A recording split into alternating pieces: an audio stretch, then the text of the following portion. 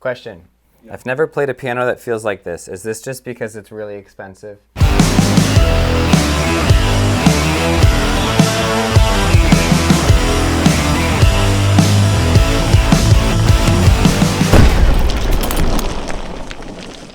Well, Blair, nice to meet you, first of all. You too. And thank you for letting me invade your house and bring a bunch of equipment. I appreciate it.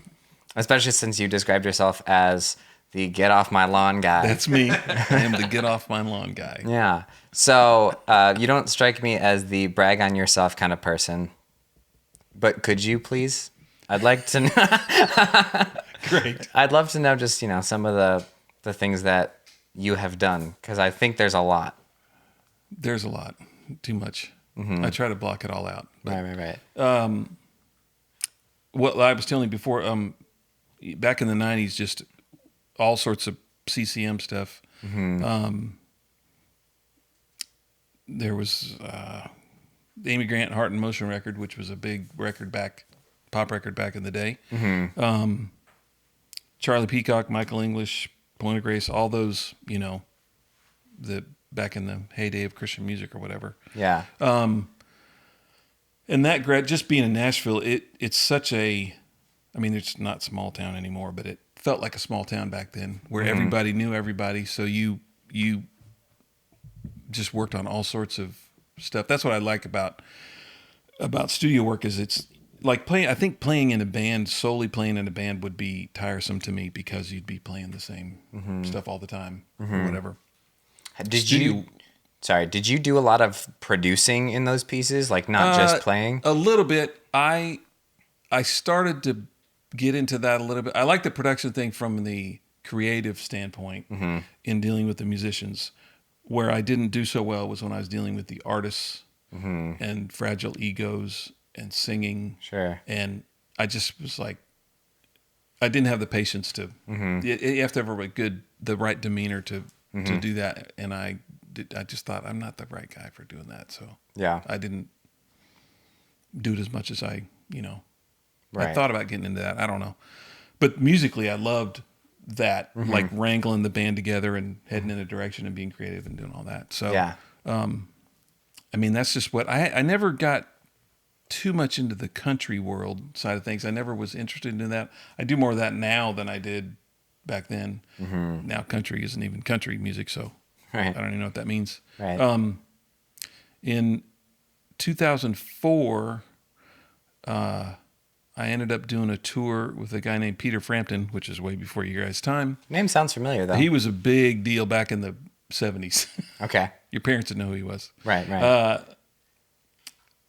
And so we did a summer tour, playing a bunch of outdoor amphitheaters. It was us and a group called Styx. Do you guys know who those guys are? Mm-hmm. Mm-hmm.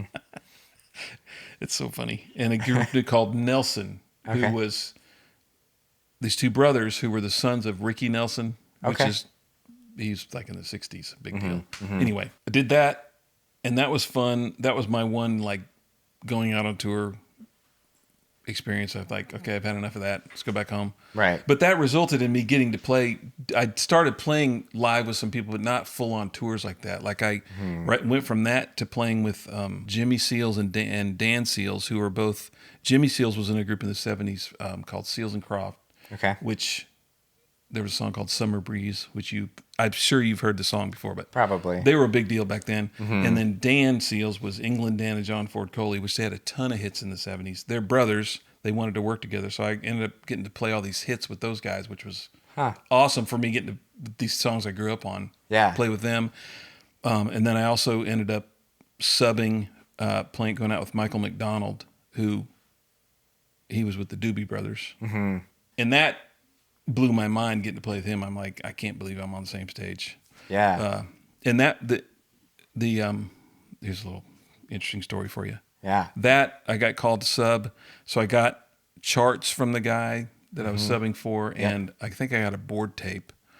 And I had met Michael before, so I wasn't, I knew him and I knew the music peripherally, just hearing it, Mm-hmm. So I worked on it, and it was mainly playing B3 because Michael plays piano. Mm-hmm. It was an outdoor gig down in Memphis. So I drove down there to there's no rehearsal.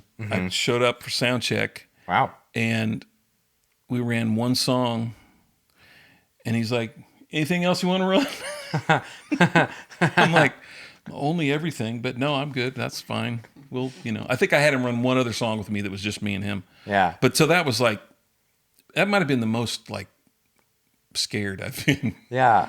Doing a show with nothing. Right. So I'm curious, how did you get there? And by there, I mean just like big picture. Like, how did you start off in the music industry? Because like, obviously, like once you get going, opportunities just kind of happen. They start snowballing almost because you meet people. And yeah. Well, okay, so this is going way back. Yeah. I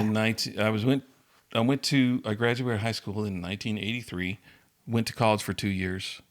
But in 83, I think it was my senior year in high school, our band director quit the band. And so the substitute band teacher, I hit it off great. I found out he was a guitar player. So we'd stay after school and play. I just play piano, play guitar, and we had a drummer and a bass player. And it was, I thought, this guy's awesome. I had never been around somebody that was melodic when they would solo. And, because at that point it's like, whatever. So, and he had a studio and started hiring me to come do sessions when I was a senior in high school. Okay. And that's where I started doing sessions and fell in love with doing that. And I worked on this one contemporary Christian band's record out there. And then I started going and playing with them in the summers when they would do youth camps and stuff. Who was the band? Diller and Anderson was these two guys, a duo. Okay. They started out like acoustic duo, but they morphed into more sort of rock stuff. Okay. And when I was playing with them, we actually had programmed drums, and I would program some synth parts and play. And I played bass half the time in that band, and I'm not a bass player. So right. Well, you can get away with it, right? It's like one note. I don't consider myself a bass player, but I play bass all the time. Right. I own a bass. Right. I own a bass. Yes. So while I was doing that, I wasn't really making any money, so I started working for a company in Portland, Oregon that did sound design for samplers, which that was a new technology, having samples in keyboards or whatever. And so it was a great job for me, and I learned a lot about that. Fast forward to me quitting that band after 3 years, turn around, and I dropped out of college to do that. And but I stayed in touch with that guy doing samples for that. And well, a guy named Charlie Peacock, who was a contemporary Christian artist, producer back then, this would have been in 89 at this point, called to order some sounds from this company in Oregon. And they said, we got a guy in Nashville that can show you the whole library of sounds. I loaded up my stuff and went out to a studio called The Castle that's in Franklin here. And I was there I set up, like basically I'm a salesman at this point, showing them sounds. Yeah. I set up, I was there about 15 minutes, and I pulled up something. He goes, hang on a second. He ran out of the room and went and grabbed a reel of tape and came in and set it on, and I started doing overdubs. And I ended up spending the next 2 weeks out there. I did go to college during the day and then come out and hang out and do overdubs for a couple weeks. I ended up playing in his band. It was great because I'm not a great self-promoter kind of guy. So the fact that it fell in my lap was awesome. Yeah, I was going to say, you kind of just fell into it. Oh, yeah. I'm not good at like, hey, hire me. I'm awesome. Right. So the first studio we went to, we tried to afterwards fake a second walkthrough and on me pretend I'd never seen it before. Oh, dude. Jesse. Dude, nice to meet you. Literally never met. This is the first time. Welcome to Outsider. That's not going to work, so I'm just not going to really interact with you as much. Okay. You can just explain what you've got. This is a dope keyboard. Oh, I built this. I was going to say, it feels custom. It seems... I don't like having a bunch of knobs in my way. Yeah. So we built this case and then embedded the keyboard in it. So it's just a big, and I made it deep. This was payment for a gig. This was from the Chris Gaines era. He had these custom, that's his Chris Gaines signature. This was just a gift from my friend. I learned piano as my first instrument when I was a little kid. Right. And I had a piano teacher that didn't care as much about like the posture, and we switched teachers to somebody who would like hold a book over my hand, or she'd put like a quarter on your hand. Right. And as a kid, I would like cry at every lesson, and I was like, Mom, I can't do this anymore. My mom was like, you have to do piano for another year before I switch you to guitar. And I was like, fine. So like, You said like pretty much most all early 90s Christian contemporary music you had a hand in. I mean, in the mainstream of it, yeah. Okay. If it wasn't a band, even some of the band stuff, I started getting hired when Brown would work with them. I'd get hired to come in and help get sounds or contribute whatever. And so like you said, Amy Grant. Yeah, that was, yeah. Rich Mullins. Oh, yeah, Rich Mullins. That was, I'm trying to remember who produced that. Oh, a guy named Reed Arvin, I had him as a teacher in college, the producer of that. He produced all Rich's stuff. Oh, dang. What about like Stephen Curtis Chapman? Anything for him? Yeah, the first time I worked on his record, Brown was producing that. And then the first time I met Stephen was before he even had a record deal. He was playing keyboards for a guy named Jeff Moore. Really? And that band out in Oregon I was playing with, we opened up for Jeff Moore up in Canada. And Stephen was the keyboard player. And that's where I met him. Dang. But so, yeah. DC, Anyway. What about DC Talk? I worked on one, and I don't even remember which record it was. I got hired to come in. They were having it, and it was a technical thing. They had a sync problem trying to get, I don't know if it was two tape machines trying to sync up. Okay. Or the drum machine. Something was wacky, and I came in and tried to help do something. That's all I remember. I may have worked on something else, but that's all I remember. What about Wes King? I worked on his first record. Okay. At least his first record. This is a fun game. I feel like you're trying to stump him. right. Yeah. I'm trying to like see what early 90s Christian bands I know / try to find one that you haven't worked on. Yeah, I worked on his first record, which Gary Chapman and Jerry McPherson produced, which Gary was Amy Grant's husband at the time. Okay. And Jerry was Amy's guitar player. What about Sandy Patty? Yeah, I've worked on stuff for her. Of course you have. I couldn't tell you what records are. I got to record her once because she was living up in Indiana, and I produced one of the times I produced something. It was a multi-artist thing. It was Twyla Paris, Stephen Curtis, Cindy Morgan, Avalon. I can't remember who else, but Sandy. So I had to go record her vocal, and I took an engineer up there with me, and I didn't know what to expect because she's pretty classically trained or whatever you want to call that. Yeah. It was unbelievable. I mean, it took her like 15 minutes. It blew my mind how great a singer she was. Dang. Like, she sounded amazing and just killed it. It was unbelievable. Dang. It was really cool. So you spent most of the 90s just jamming out with every Christian artist ever, more or less. Pretty much, I guess. Okay. So what came after that?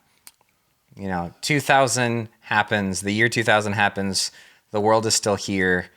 What does Blair Masters do? Well, that's when, technology really started changing to where music started going down the crapper. Because everybody's working at home. Right. Like I am now. I love it. But no, that's when it became affordable for anybody to record stuff. It used to be, it was such a money hurdle to get over to, because you couldn't just go buy a 2-inch tape machine because, and the console and all that stuff. Now you have a laptop. It's like everybody has the same. That's one interesting thing about today's music world is it's kind of a level playing field with everybody has access to the same, which is why there's so much content. Yeah, it's like overwhelming. You have to sift through, Yep. What's something that was like, maybe looking back on all the stuff that you've done, is still kind of like what you feel like was one of the coolest moments of your life in this? Like, I feel like most of this for you, you're like, oh yeah, I knew this guy. I did work with this. This is cool. Something that even you were like, dang, this is really cool. Well, do you know who Sarah Groves is? I think so. Yeah, I think so. Yeah. I worked on 2 of her records that Brown produced, and I couldn't tell you when they were. But it just was, there was something about the whole process that was magical or whatever. It was, because it was back then, you'd spend,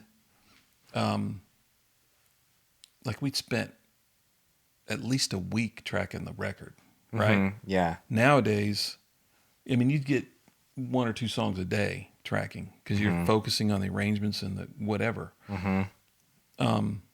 Now it's like if you're not doing 3 songs or doing a song an hour, you're going too slow. The way they track stuff, and it just feels like sounds intense. It is, but it's also I feel like the music is a lot more. Sound like old guy. It's just a lot more, cookie cutter, whatever. At least It's probably true. I mean, yeah, it's especially, I mean, correct me if I'm wrong, because you've been in the music industry far longer than I have, but it feels like there's the people that are in the music for the sake of like, I just love music and let's like create something original. And then there's the industry, which logically so is we have to make money. Right. What sells? What can we do that's fast and efficient? And the downside, the unfortunate reality is, as you go farther into how can we make this efficient, you lose some of the creativity of it. right, Because that's the nature of it. right. That's pretty much it.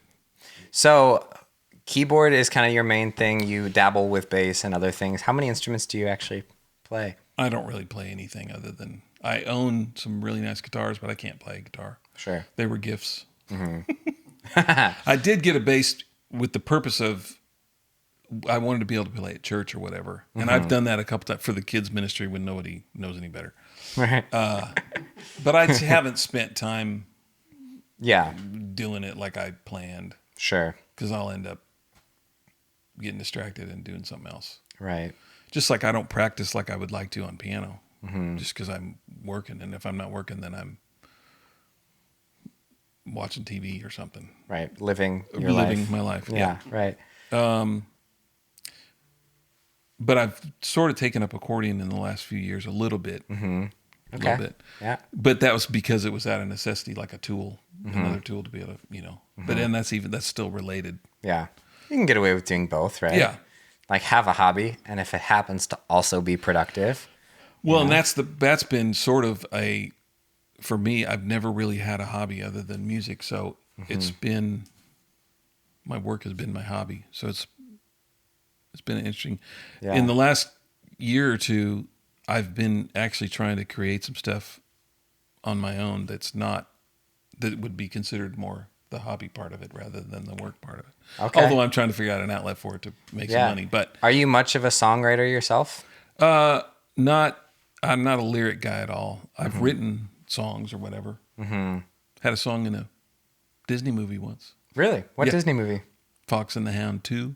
Really? Was it like Animated. like an instrumental piano piece? No. It was a song that I wrote with a guy. Okay. He's a real songwriter. Yeah. And Disney asked him to write. They sent him like the storyboards, and they needed, I think, 2 songs for these 2 particular scenes in the movie. And so he was working on those, and I work with him all the time. So I helped him do the demos for those, and I had this idea for a song that was unrelated to that. And we started writing. He goes, "We need to send this to them. This is not what they're asking for. We need to send it to them." So we did a demo and sent it to him, and they fell in love with it and actually wrote a scene to use the song in. Really? Yeah. So you changed the plot of the movie. Apparently, I guess. I don't know. Because So you they wrote a say. song that was so bomb. It's awesome. It's actually a great song. I need to watch Fox and the Hound 2 now. I've seen the first one. It gripped Which is my heart. a lot of people's favorite movie. Fox and Yeah. Hound 2, I don't know if it did well or whatever. I don't know. Yeah, I if have no idea. Is it surreal being in situations like that, like listening to records that you're on or watching movies that like Fox and the Hound 2 and it hit? Like, is there a moment where it's like, that's weird? Speaking I as don't someone think that's about it too much. I don't think about it that much. Something interesting over the last few years, the movies, there was a movie called, it's the movie about Bart Millard from Marcy Me. I can only imagine. Wasn't it Yeah. called that? It was, yeah. Right. So a friend of mine did the score for that. Okay. He'd be a good guy to talk to. Shout out to your friend. We should do that. Paul Mills. Yes. So there's a group of us that basically that in that movie, whenever the band's playing, that's us. We're the recorded version of what you're hearing. Okay. Right. In I Can Only Imagine? Yeah. in the movie? I remember like seeing the credits and stuff. It's weird. It's a little weird seeing credits roll by or whatever. What's great is the drummer. They got his name wrong. I was like, and he's a good friend of mine. I was like, I just started howling. It was so funny, and he's all mad. It was great. That's amazing. They spelled his name wrong. It was awesome. And then the movie that came out, I think it was last year, the year before, about Jeremy Camp. Mm-hmm. Is that one also called like I Still Believe? I Still Believe. I think all of them, there was this vein of naming them after one of their most popular songs. Right. So that same thing in that movie. Same group of guys. Mm-hmm. We did all the music for that. Dang. And there was one movie, I don't remember what the movie was, and I might not even have known it was a movie, but it was a faith-based movie, and we'd record over at my friend Brett's house that I was saying about. We recorded this song, and my wife wanted to go see this movie, so we're sitting there watching the movie, and they roll the song at the end of the movie, and I'm like, that sounds familiar. And so I set him up. I said, I think I played on that. and I'm like, we're watching, and then the credits roll by, and the funniest thing is it said featuring and listed the 4 or 5 of us that played on it. Like it was a big deal. And I'm like, I don't even know. It was embarrassing because it was like, it was not something I was proud of. No. But it was I was cracking up. It was so funny. That is funny. That was that was a surreal moment. I'm like, I think I know this. Yeah. So what are some other random things that you've happened upon? Kurt mentioned that you've played at several inaugurations. So they had the White House salutes gospel music or something like that. And I got, I was in the house band, and we set up in the East Room of the White House, which is where there's a lot of times you'll see press conferences and stuff. That's where they're having them, is in the East Room. Okay. So we were in the White House for 3 days, rehearsing, getting set up, and doing this thing. Dang. And that was pretty wild. The cool thing about the thing back when it was George Bush, was after the event, we got to go. Everybody got to get their picture taken with him. You file through I don't know how much you know about the White House, but I've been outside of it. There's a room that's all like green that was right next to. Is it the green room? They call it the green room. It's about as big as this room. I mean, it's not very big. It's just furniture like this sitting in there, whatever. Yeah. So we went on a little looking around, and we walked through. And as soon as we walked in that room, at the door, a security guy standing there watching us. And then we walked into the next room, because it's like there's a hallway, and then these rooms are next to each other, but there's doors between the rooms too. So we'd walk into the next room, just looking, because security guy showed up at the front of that. You're like, and then he's like, "That's far enough." And you're like, okay. Okay. This is in 1992. That's a band called Giant. And I thought, I've arrived. Okay. And I figured out real quick, this is not for me. Doing work with Amy Grant tomorrow? Well, no, they're recutting this Amy Grant song. It's fun. It must be really fun, like just trying to tap into a lot of different genres. I love it. I love it. Well, in the name of self-promotion, if you typed up Caffeinated Records, Oh. all up in there. This is from the inaugural thing. Yeah, these are like TV shots. Right. Yeah. Huh. My wife and people sending me pictures. And here's some good crowd pictures. This is the tour. I love this picture. Jeez. Wow. So what's been for you some of the greatest blessings of doing what you do for a living? Because you have a unique job. I mean, even in Nashville, where this is all more commonplace, I feel like you still have a pretty unique job. Oh, yeah. I think being a keyboard player is, for me, it's pretty great, because I'll get asked to do, I do some music for a production company, and we've done these like speed metal things or whatever. Mm-hmm. And I'll do the drums. Like program the drums. Yeah. I'm really good at doing that. Yeah. And so, but I'll also do string arrangements on stuff, you know? So you asked about Stephen Curtis Chapman earlier. I've done a bunch of string arrangements on a bunch of his records over the past. Sorry about that. That's something I love doing. But I mean, being a keyboard player, my mom loves Stephen Curtis Chapman. That's how I grew awesome. up. Like all of his and albums. He's an awesome person. So being a keyboard player, I get to do a lot of variety of things. Not like I got to show up and play piano. You know, it's a lot of whatever. I might have to put bass on something. I might have to put some percussion on something, or do a horn arrangement, or whatever. So that's.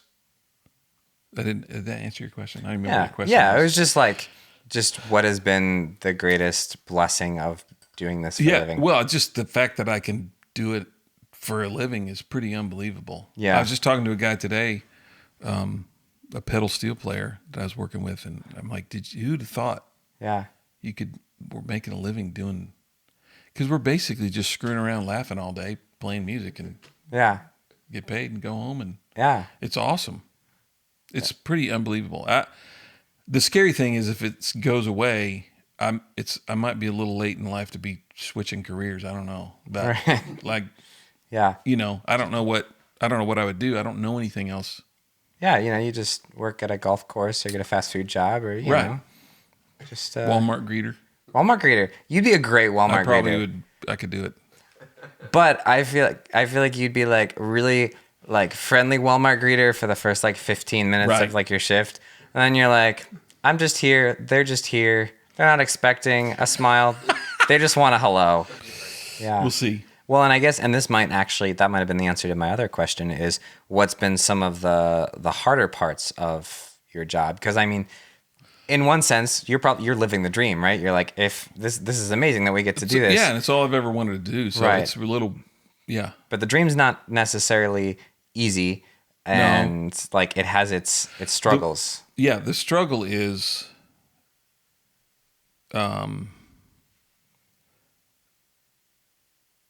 working on stuff that you don't like.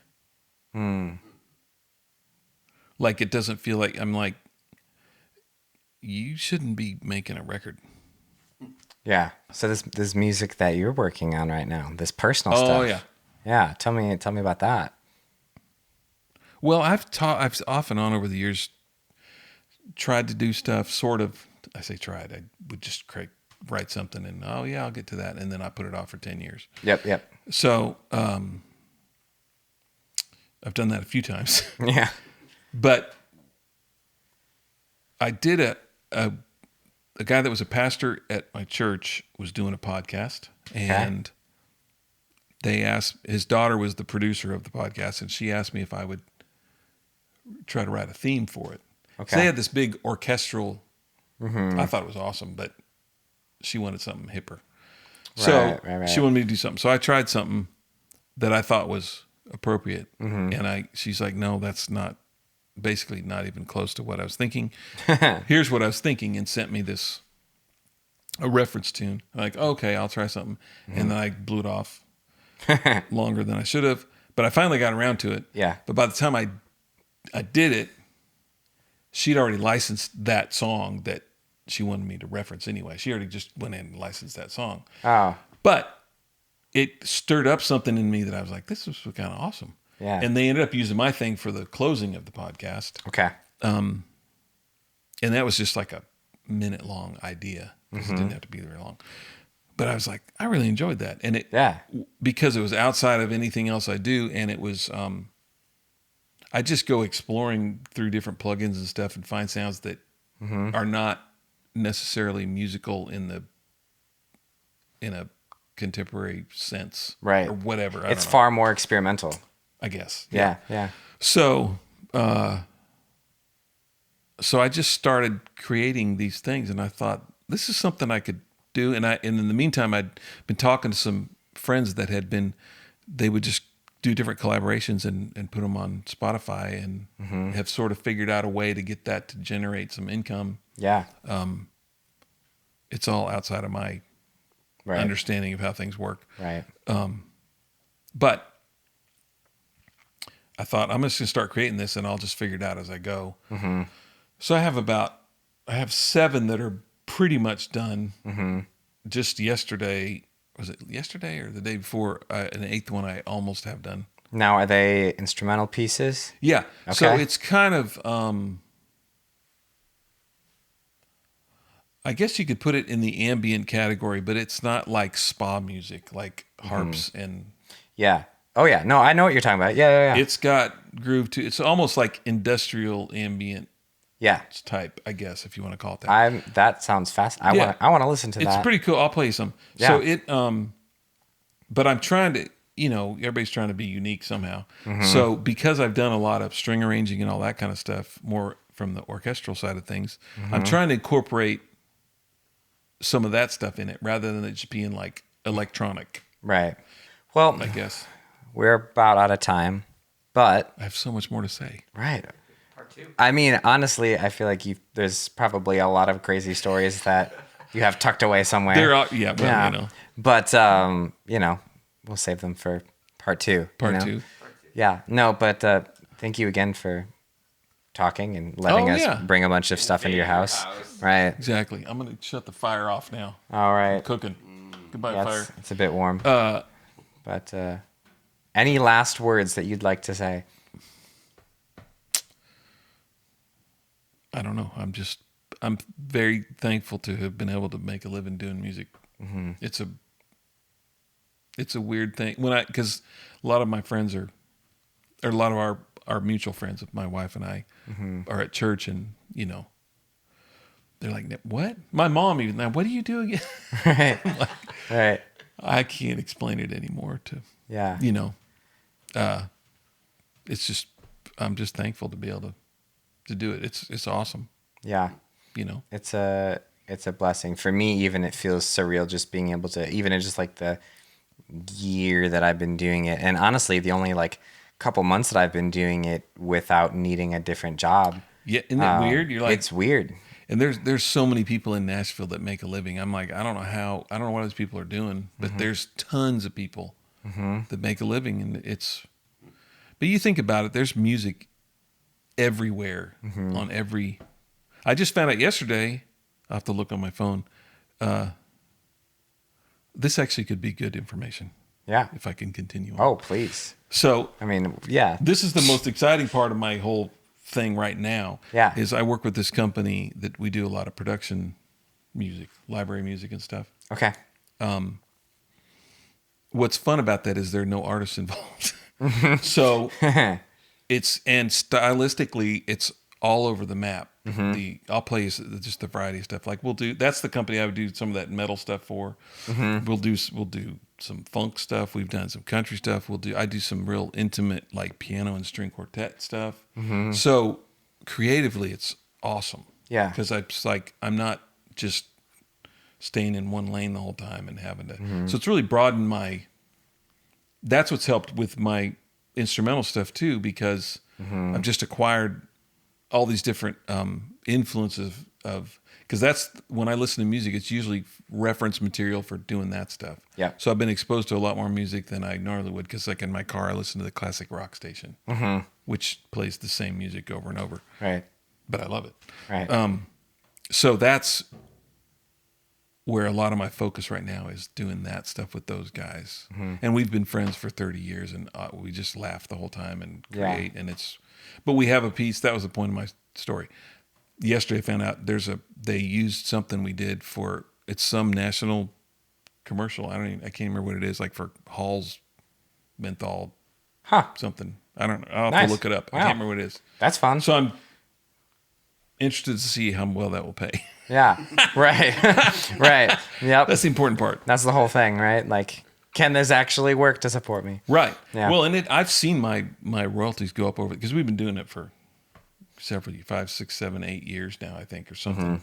So I've seen my royalties. It's different than being a songwriter getting a big hit, because that's like a chunk of money, right? And then it's gone. Yeah. Unless it's a forever, which doesn't happen that often. But but this is more of my friend equates it to putting another nickel in the slot machine, So I've done hundreds, if not thousands, of pieces of music composed for that. And so it just builds over time and hopefully gets used. I have one more question. Yes. I don't care that I'm going off I'm curious. Off script. Right. I don't even have a script, but if I did, I'm going off of it. Do you ever feel like you hit creative roadblock? Like doing that much creative work, do you ever feel like you're just like, I don't have any ideas anymore?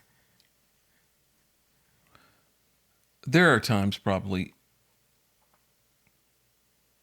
Yeah, that's an interesting question. When I run out of ideas, sometimes is when I'm on a tracking session, when it's the same old whatever country music is now or whatever. You know what I mean? Yeah. That's when I run out of. When you have to come up with ideas just to make it not sound like everything else. When I'm like,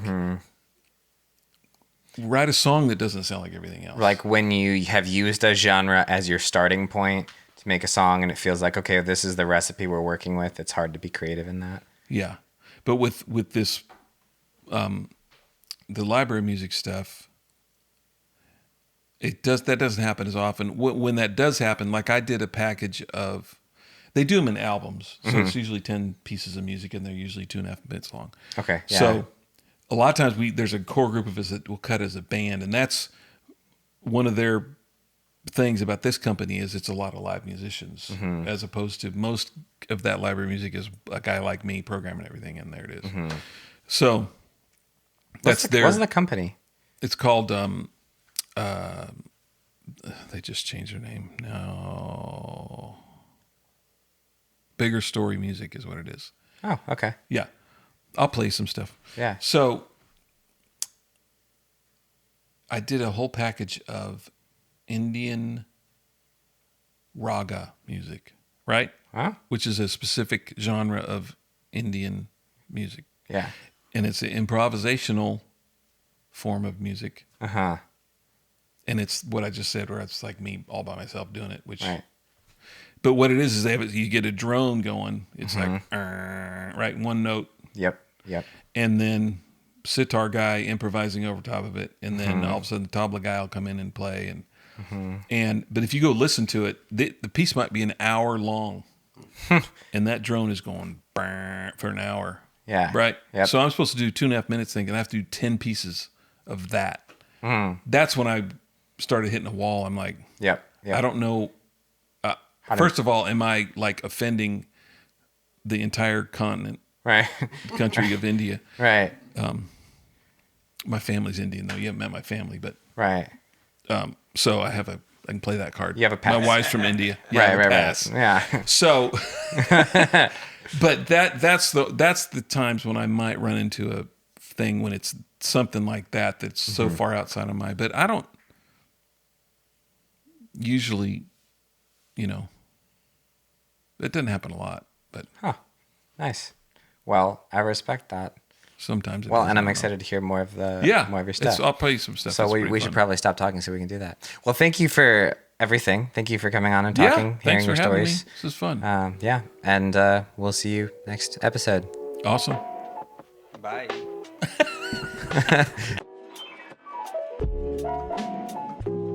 I think as we've written and kind of like evolved into Wild Harbors, it's been a realization of like, okay, the songs that we're creating that feel the most like true to sing and that resonate with people are ones that are like fostering connection and encouragement for people and trying to be just really honest.